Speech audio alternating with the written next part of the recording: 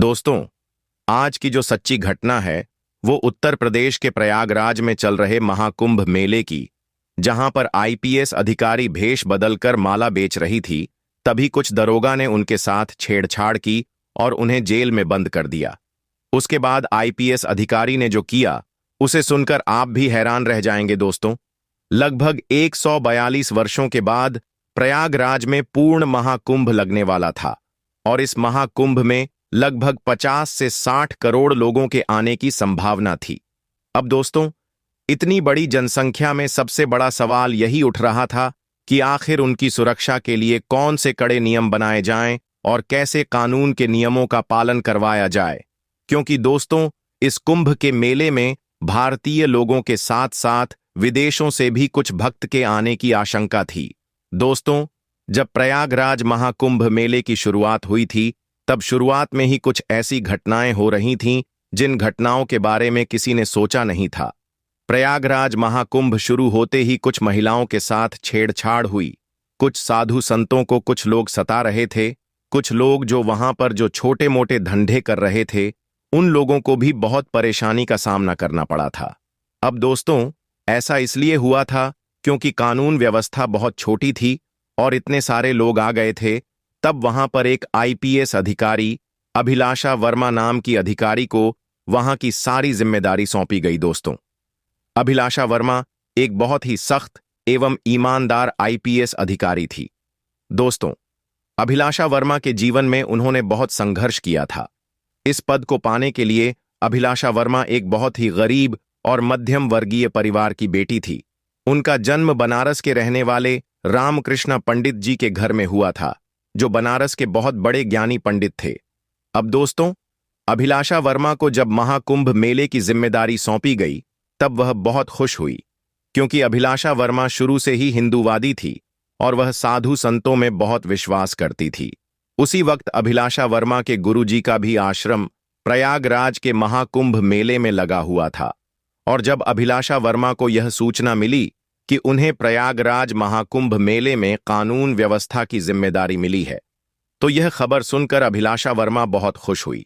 दोस्तों, अभिलाषा वर्मा के अंदर लगभग 10,000 पुलिस वाले काम कर रहे थे और अभिलाषा वर्मा भी कुंभ मेले में एक एक चीज पर कड़ी निगरानी रख रही थी।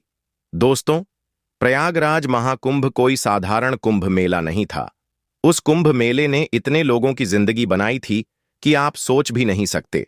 अभी तो प्रयागराज महाकुंभ का मेला चल ही रहा है और आगे भी यह मेला बहुत लोगों की जिंदगी बनाएगा।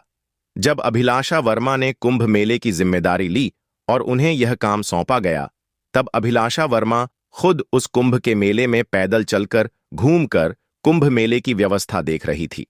दोस्तों, कुंभ का मेले में बहुत सारे साधु संत कुंभ के मेले में आ रहे थे, जा रहे थे।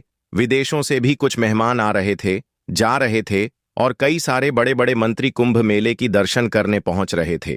उन सभी की सुरक्षा की जिम्मेदारी अभिलाषा वर्मा के ऊपर थी और यह जिम्मेदारी कोई छोटी मोटी जिम्मेदारी नहीं थी, क्योंकि एक छोटी सी भी घटना घटती तो इससे अभिलाषा वर्मा की पोस्ट भी जा सकती थी और उनका नाम भी खराब हो सकता था। तभी कुंभ के मेले में एक प्यारी सी लड़की जिसका नाम सुमित्रा था, सुमित्रा नाम की लड़की उस कुंभ मेले में मध्य प्रदेश से मालाएं बेचने गई थीं। दोस्तों, सुमित्रा की आंखें इतनी सुंदर थीं और वह दिखने में इतनी सुंदर थीं कि लोग उसे दुनिया की सबसे सुंदर स्त्री का दर्जा दे रहे थे। दोस्तों, जब सुमित्रा ने उस कुंभ के मेले में प्रवेश किया, उसके बाद से ही कुंभ के मेले में उसकी एक अलग ही छवि निखरकर बाहर आई। उसका नाम पूरी दुनिया में चलने लगा, क्योंकि दोस्तों, सुमित्रा वाकई इतनी खूबसूरत थी कि हर कोई उसकी सुंदरता में खोने लग गया था। उसकी आंखें इतनी प्यारी थीं कि हर कोई उसकी आंखों को देखता ही रहता। अब दोस्तों, उस कुंभ मेले के दौरान सुमित्रा के ऊपर बहुत सारी मुसीबतें भी आईं, क्योंकि सुमित्रा के आसपास बहुत सारे लोग मंडराने लगे थे। अब सुमित्रा कोई अधिकारी, कोई नेता तो नहीं थी कि उसके आसपास पुलिस वाले रहे और उसे सिक्योरिटी दे। अब दोस्तों, सुमित्रा भी अपना व्यापार करने वहां पर आई थी और उस दौरान सुमित्रा इंटरनेट पर भी बहुत वायरल हुई और उसके बहुत सारे चाहने वाले भी उससे मिलने जाने लगे। अब दोस्तों, समय आगे बीतता गया और कुछ मन चले। लड़के सुमित्रा को परेशान करने लग गए थे। अब सुमित्रा इन सबसे बहुत परेशान हो गई थी और सुमित्रा ने मेले में कुछ दरोगा अपनी ड्यूटी कर रहे थे। जब सुमित्रा उन दरोगाओं के पास गई, जाकर दरोगा से उन लड़कों की शिकायत कर उनके बारे में बताने लगी, तो वह दरोगा सुमित्रा का मजाक बनाने लगे और कहने लगे कि अरे जा, तुझे कौन छेड़ेगा, तू क्या रानी है, तू क्या हीरोइन है जो लोग तुझे छेड़ेगा। जब सुमित्रा ने यह बात उन दरोगा से सुनी तो सुमित्रा बहुत नाराज हुई। अब दोस्तों, सुमित्रा के पास उस कुंभ मेले को छोड़कर जाने का और कोई चारा नहीं था, क्योंकि सुमित्रा को कुछ साधु संत भी परेशान कर रहे थे। लेकिन सुमित्रा सोचती है कि क्यों ना मैं एक बार उन लड़कों की रिपोर्ट थाने में दर्ज कराऊं दोस्तों। तब सुमित्रा उसी थाने में पहुंचती है जहां पर अभिलाषा वर्मा नाम की आईपीएस अधिकारी कार्यभार देख रही थी। जब सुमित्रा आईपीएस मैडम के पास पहुंची और उसने उस घटना का जिक्र किया तो आईपीएस अधिकारी थोड़ा सा चौंक गई, क्योंकि दोस्तों अभी तक उस कुंभ के मेले में आईपीएस साहिबा के कार्यकाल में ऐसी घटना नहीं घटी थी।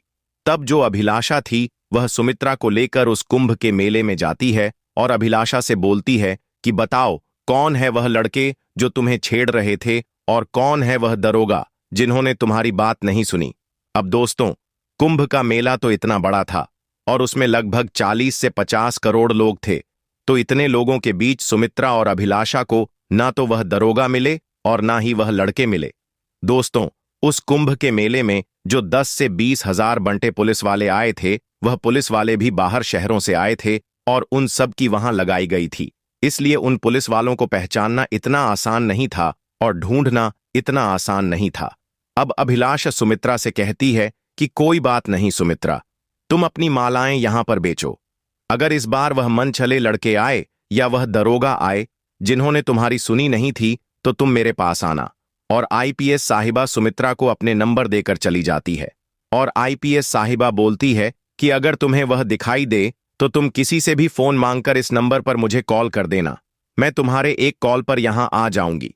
जब अभिलाषा ने सुमित्रा से यह बात कही तो सुमित्रा अब निश्चिंत हो गई थी, बिल्कुल चिंता से मुक्त हो गई थी कि अब तो मुझे आईपीएस साहिबा का सपोर्ट है, तो अब मुझे कोई परेशान नहीं करेगा। लेकिन दोस्तों, दूसरे दिन वही पुलिस वाले उस सुमित्रा को देखते हैं। अब सुमित्रा उन पुलिस वालों के पास जाकर बोलती है कि साहब, आपने मेरी उस मदद क्यों नहीं की थी? वह मन चले लड़के मुझे छेड़ रहे थे, तो आप मेरा मजाक क्यों बना रहे थे? तब वह दरोगा वापस सुमित्रा के साथ छेड़छाड़ करने लगते हैं और बोलते हैं कि जा, हमें कानून मत सीखा, हम यहां पर तेरी देखभाल करने नहीं आए हैं, हमारे पास और भी कुछ काम है, हमें और भी साधु संतों की देखभाल करनी है, क्या हम तेरे ही पीछे लगे रहे? तब यह सब सुनकर सुमित्रा बहुत उदास हुई और सुमित्रा मन ही सोचती है कि क्या यही कानून के रक्षक हैं?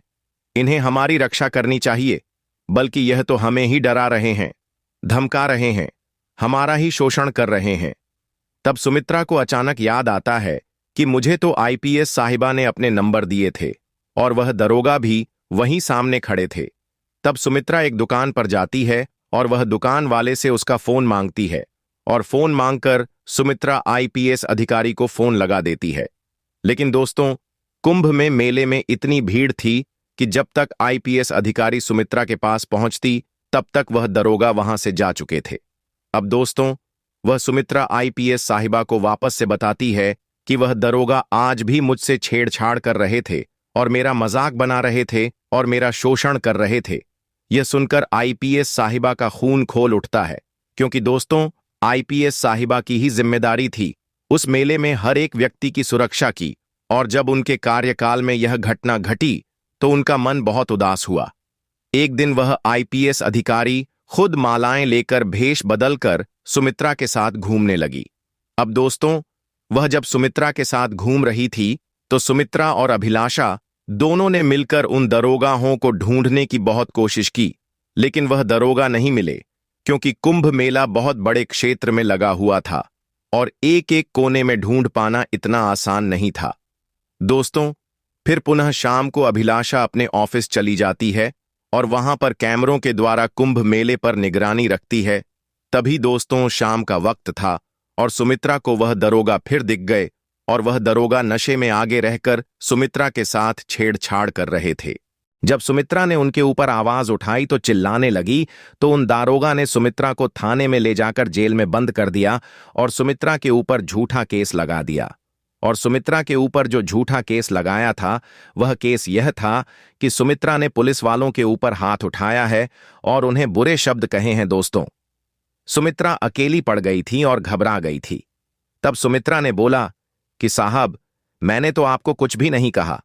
साहब, मैं आपसे माफी मांगती हूं। मुझे जेल में बंद मत करो। मैं यहां अकेली आई हूं। मुझे यहां से बाहर निकालो। तब वह जो दरोगा थे वह जोर जोर से हंसने लगे। अब दोस्तों, यहां पर जो राज खुला है वह राज आपके भी पैरों तले जमीन खिसका देगा, क्योंकि जो सुमित्रा थी वह सुमित्रा कोई साधारण लड़की नहीं थी। वह सुमित्रा मध्य प्रदेश की आईपीएस अधिकारी थी। वह सुमित्रा जेल के अंदर जब जोर जोर से हंसने लगी तो वहां पर जो दरोगा थे वह घबरा गए और वह सुमित्रा को बोलने लगे कि हे लड़की, क्या तुम पागल हो गई हो? तुम जोर जोर से क्यों हंस रही हो? तुम्हें पागलपन का दौरा तो नहीं पड़ा है? तब सुमित्रा गुस्से में बोले कि तुमने जी महिला के साथ छेड़छाड़ की है। जिस महिला को तुमने जेल में डाला है वह महिला कोई साधारण महिला नहीं है। तुम मुझे नहीं जानते हो, मैं कौन हूं। जब तुम मेरी सच्चाई जानोगे तो मेरे पैरों में गिड़गिड़ा नहीं लगोगे। अब दोस्तों, यह शब्द सुनकर पुलिस थाने में जितने भी दरोगा थे और जितने भी अधिकारी थे वह घबरा गए थे, क्योंकि दोस्तों, जो सुमित्रा थी उसने जब अपना असली नाम बताया तो उस नाम को सुनकर वहां पर जितने भी दरोगा और पुलिस अधिकारी थे उनके पैरों तक तले जमीन खिसक गई, क्योंकि दोस्तों, सुमित्रा का असली नाम था मोनालिसा भारद्वाज। मोनालिसा भारद्वाज मध्य प्रदेश की एक सफल और सक्षम और निडर आईपीएस अधिकारी थी। मोनालिसा भारद्वाज ने न जाने आज तक कितने ही अनसुलझे केस को चुटकियों में सुलझाया था और मोनालिसा भारद्वाज के नाम से ही हर अपराधी कांपता था। अब दोस्तों, दरोगा ने तो बहुत बड़ी गलती कर दी थी। और मोनालिसा भारद्वाज को कुंभ मेले में इसीलिए भेज गया था कि वह एक गुप्त अधिकारी बनकर कुंभ मेले की व्यवस्था देखे, क्योंकि दोस्तों, अभिलाषा भी आईपीएस अधिकारी थी और अभिलाषा के बस की बात नहीं थी कि वह अकेले पूरे कुंभ मेले की व्यवस्था देख सके। इसलिए उत्तर प्रदेश के सीएम ने एक गुप्त आईपीएस अधिकारी को उस कुंभ के मेले में भेजा था और मोनालिसा भारद्वाज ने यही सोचा था कि अगर मुझे उस कुंभ मेले की सारी व्यवस्था देखनी है, एक एक पुलिस वाले पर नजर रखनी है, तो मुझे वहां की आम औरत बनकर ही उस कुंभ मेले में घूमना पड़ेगा, ताकि मैं एक एक चीज को अच्छे से देख सकूं और नजर रख सकूं। अब दोस्तों, जब मोनालिसा के सामने वह दरोगा खड़े हुए थे तो वह दरोगा की आत्मा गई थी और वह दरोगा मोनालिसा को जेल के अंदर से बाहर निकालकर उनके पैर छूने लगे और उनके पैर में गिड़गिड़ा लगे। और उस थाने के अंदर जितने भी पुलिस वाले थे, जितने भी दरोगा थे, उन सभी ने मोनालिसा भारद्वाज से माफ मांगी और कहा कि मैडम, हमें माफ कर दो। हमें नहीं पता था कि आप एक आईपीएस अधिकारी हैं। अगर हमें पता होता तो हम आपके साथ ऐसा बर्ताव कभी नहीं करते। हमसे बहुत बड़ी गलती हो गई है, कृपया हमें माफ कर दो। तब मोनालिसा बोलती है कि क्या तुम्हें यह वर्दी इसलिए पहनने को मिली है कि तुम असहाय जरूरतमंद नारियों के ऊपर अत्याचार करो, उनका शोषण करो, उनके साथ गलत बर्ताव करो? तब वह पुलिस वाले बोलते हैं कि नहीं मैडम, हमें इस वर्दी की योग्यता की समझ नहीं थी, हमसे बहुत बड़ी गलती हो गई है। तब मोनालिसा बोलती है कि यह कानून की वर्दी है और तुमने इस वर्दी का अपमान किया है और तुम इस वर्दी को पहनने के योग्य नहीं हो। वहां पर जितने भी दरोगा थे और पुलिस अधिकारी थे वह सभी मोनालिसा भारद्वाज से बहुत बार माफी मांगते हैं, लेकिन मोनालिसा भारद्वाज ने किसी को भी माफ नहीं किया।